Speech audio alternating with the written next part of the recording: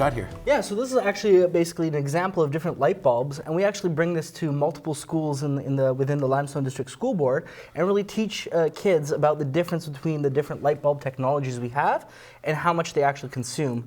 So all of these lights are actually connected to what's called a power consumption meter.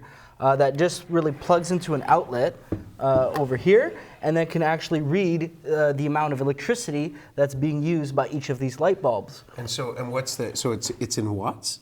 Yeah, it's in watts. So watt is the typical measure of energy. Depending on the light bulb, you'll see it, like the old incandescent bulbs would say 60 watts. Various appliances would have basically the amount of watts that particular appliance is using. Perfect. Okay, so take me through it. So we have, let me go, can I try? Yeah, you can try. We have, that's incandescent. I remember them growing up, right? That's right. I don't see, there we go. Yeah, we have CFL. Yeah, compact fluorescent. Okay, so, and this one, it's kind of weird looking, but what is that one? So that's an LED bulb. This is actually quite an old LED bulb, one of the very earlier iterations of it. And it actually has kind of a color correcting lens on there to give you that nice yellow light that people are looking for. Probably don't, let's not do this one yet. I think I know where this is going. Oh, yes. Okay, so yeah. So let's, can you guys zoom in to see what this is? Let's do the incandescent bulb first and see how much it's using. Okay, we got the numbers? Yeah, let's see. Okay.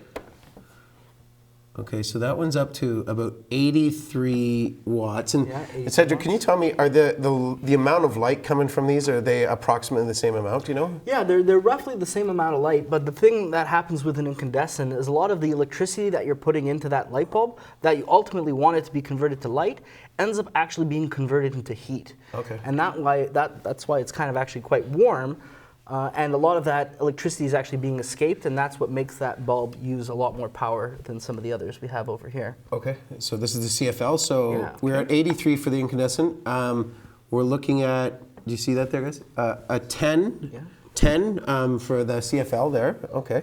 So you're looking at an eighth of the cost. Yeah, so like for in this case, if I took one of that one out, I could put 8 of that in, right? But don't do that. No, okay. Just No, put one back in.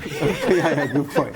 So, but these aren't even nowadays. They're like CFL were a while ago. It seems I hear LED all the time. Everything, right? Absolutely. Yeah, the CFL is almost obsolete really as a technology. So it's now. kind of like a Yeah. transition technology. Yep. Okay. Absolutely. You ready for the LED? Yeah. Okay. Watch your eyes. And what do we got there? So this one's about 10 as well, Yeah. in this case.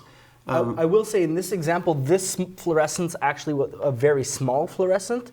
A lot of the equivalent, basically the equivalent fluorescent bulb to this LED would actually be a bit larger.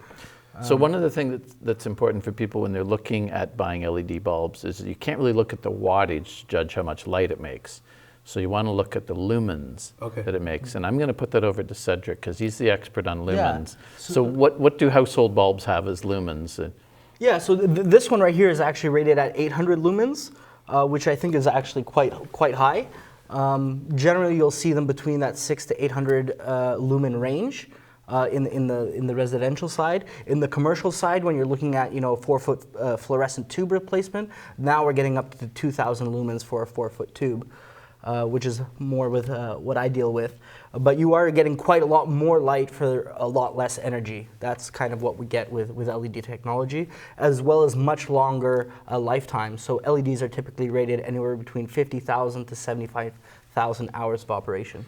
Well, and if I could be, well, you guys correct me, I know you guys are the experts, but the other thing, it's from what I read at least, CFL or compact fluorescent, don't they have mercury in the tubes as well? Absolutely. Yeah, there is a bit of mercury. I mean, it's not enough that if you break one in your house, you have to get too worried about the level of mercury.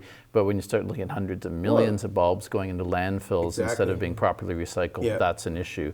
There aren't any direct toxic releases if you smash an LED bulb. Plus, they don't really smash because they're not like an evacuated glass tube.